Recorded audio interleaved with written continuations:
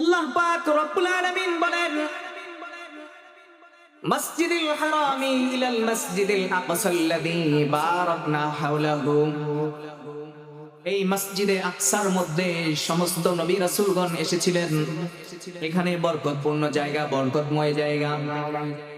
ونشهد أن سيدنا وسندنا وحبيبنا وطبيب قلوب أرواحنا ومولانا محمدا عبده ورسوله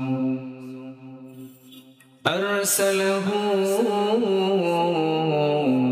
بالحق بشيرا ونذيرا وداعيا إلى الله بإذنه وسراجا وقمرا منيرا. أما بعد فقد قال الله تبارك وتعالى في كلامه المجيد وفي فرقانه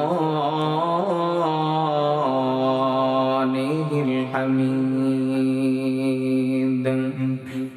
أعوذ بالله من الشيطان الرجيم. بسم الله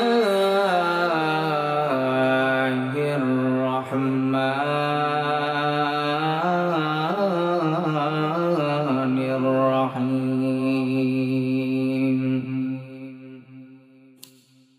سبحان الذي أسرى بعبده ليلا من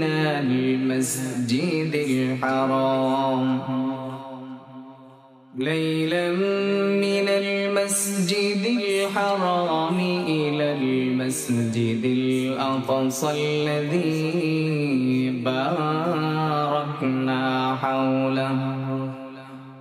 باركنا حوله لنريه من آياتنا إنه هو السميع البصير. صدق الله المولانا العظيم وصدق رسوله النبي الكريم ونحن على ذلك لمن الشاهدين والشاكرين والحمد لله رب العالمين. सूरज ने दिया अपने शुआ को ये पैगाम, सूरज ने दिया अपने शुआ को ये पैगाम. दुनिया है अजब चीज, कभी सुबह कभी शाम. दुनिया है अजब चीज, कभी सुबह कभी शाम. दुनिया में हो दुनिया का तलबगार नहीं हो, बाजार से गुजर हो खरीदार नहीं हो. बाजार से गुजर हो खरीदार नहीं हो. بلغ العلا بكماله كشف الدجى بجماله حسنت جميع خصاله صلوا عليه وآله. سبحانك لا علم لنا إلا ما علمتنا إنك أنت العزيز الحكيم. سبحان الله وبحمده عدد خلقه ورضا نفسه وزنة عرشه ومداد كلماته. সুবহানাল্লাহি ওয়া বিহামদিহি সুবহানাল্লাহিল আযীম। সকলে মুহাব্বতের সাথে জিকির করি লা ইলাহা ইল্লাল্লাহ লা ইলাহা ইল্লাল্লাহ লা ইলাহা ইল্লাল্লাহ লা ইলাহা ইল্লাল্লাহ লা ইলাহা ইল্লাল্লাহ লা ইলাহা ইল্লাল্লাহ মুহাম্মাদুর রাসূলুল্লাহ সাল্লাল্লাহু আলাইহি ওয়াসাল্লাম। আলহামদুলিল্লাহ, আল্লাহ জাল্লা জালালুহু ওয়া আম্মা নওয়ালুহুর দরবারে লাখো কোটি শুকরিয়া, যে মহান রব্বে কারীম আমাদেরকে দুনিয়ার সমস্ত রকমের কাজকর্ম মাশগুলাত থেকে বিরত রেখে দ্বীনি মাজালিস, কোরআন ও হাদিসের মাজলিসে আসার এবং বসার তৌফিক দান করেছেন। এই জন্য সকলেই দিল থেকে জোরে সোরে শুকরিয়া আদায় করি আলহামদুলিল্লাহ। মৌজাকান্দা হিলফুল ফুজল যুব ফাউন্ডেশন কর্তৃক আয়োজিত আজকের ইসলামী মহাসম্মেলনে প্রধান আকর্ষণ, প্রধান আলোচক, সারা বাংলা আলোড়ন সৃষ্টিকারী মুফাসসিরে কোরআন আল্লামা খালেদ সাইফুল্লাহ আইয়ুবী হাফিজাহুল্লাহ, আজকের মাহফিলের প্রধান অতিথি জনাব নজরুল ইসলাম আজাদ সহ আরো অনেক মানুষ, দাওয়াতি মেহমানগণ ধারাবাহিকভাবে আমাদের মাঝে উপস্থিত হবেন। আমাদের শুরু অধিবেশন থেকে নিয়ে আমরা কোরআন ও হাদিস থেকে কথাবার্তা শুনতেছিলাম, এই পর্যন্ত আমরা শুনেছি। এই জন্য আমরা সকলেই খুশি না বেজার, অল্প না বেশি? এই যে যুবকদের এত সুন্দর আয়োজন, আপনারা এতে খুশি না বেজার? আপনারা কি চান যে যুবকরা এই আয়োজন প্রতি বছর করুক? এই জন্য আমাদের সার্বিক সর্বাত্মক চেষ্টা প্রচেষ্টা করতে হবে ইনশাআল্লাহ। সম্মানিত সুধী, আমি আপনাদের সামনে পবিত্র কালামুল্লাহ শরীফের একটি আয়াত আমি আপনাদের সামনে তেলাওয়াত করেছি।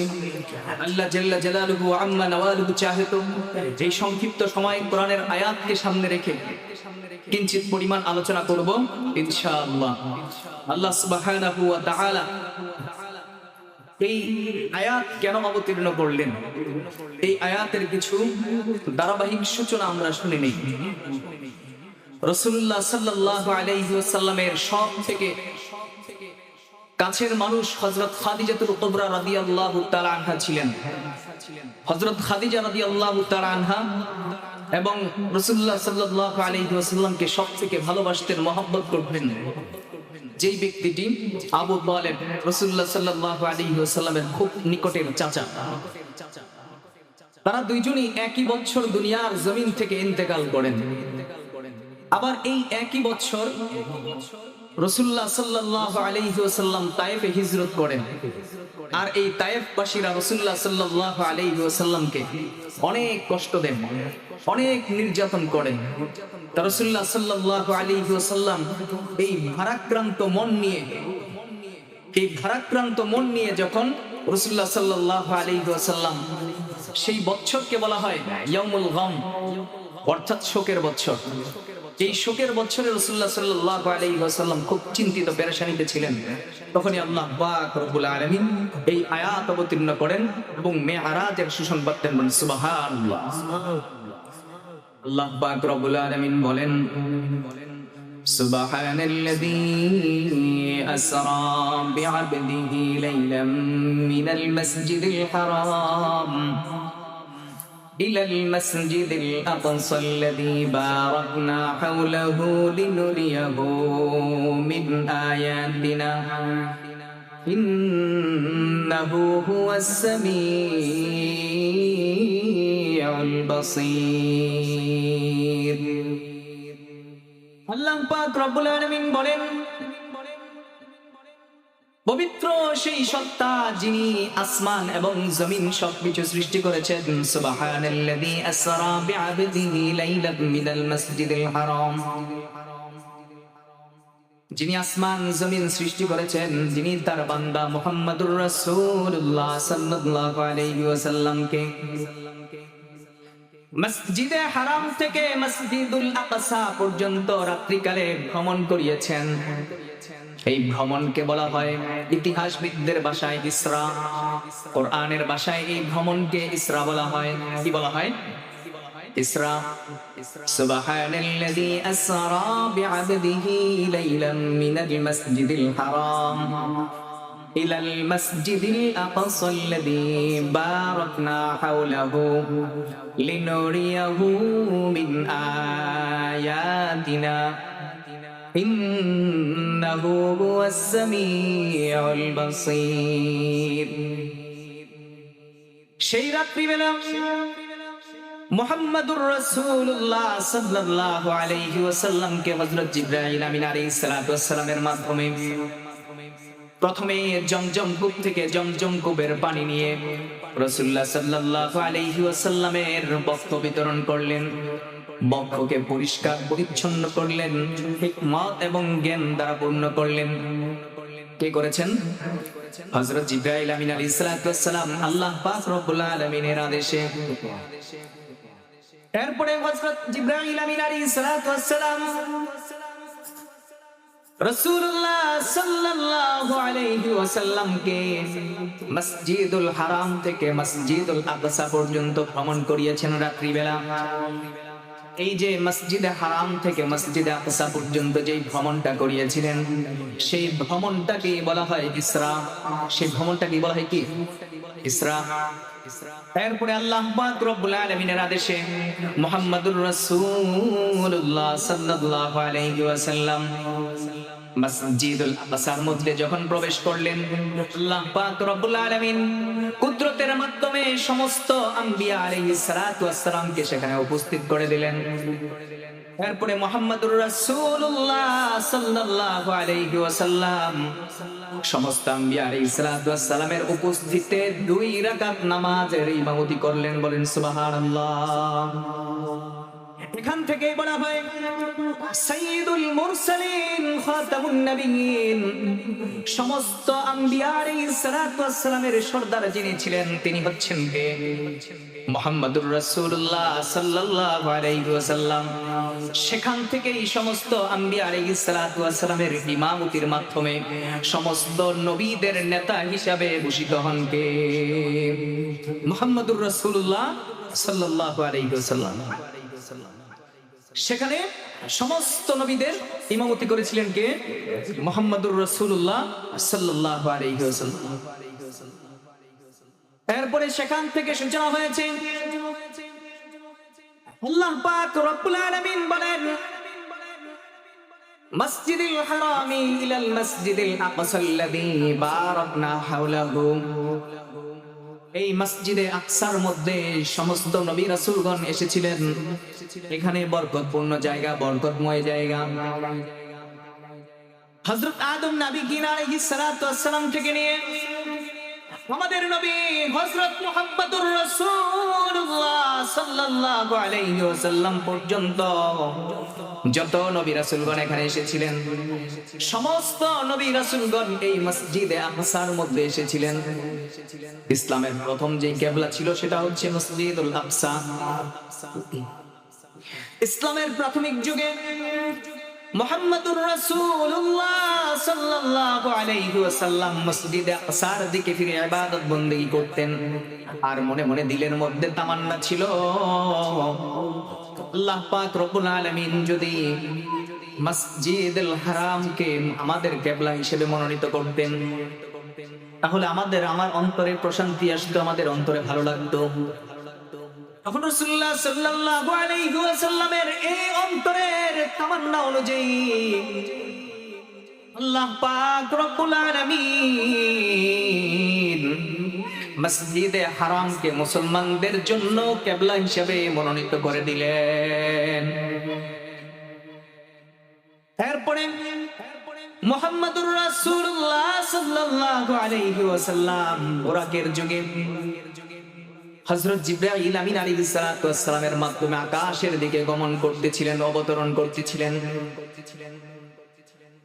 মসজিদুল আকসা থেকে নিয়ে সপ্তম আসমান পর্যন্ত যে ভ্রমণটা রাসূলুল্লাহ সাল্লাল্লাহু আলাইহি ওয়াসাল্লাম করেছিলেন, সেই ভ্রমণকেই মেরাজের ভ্রমণ বলা হয়।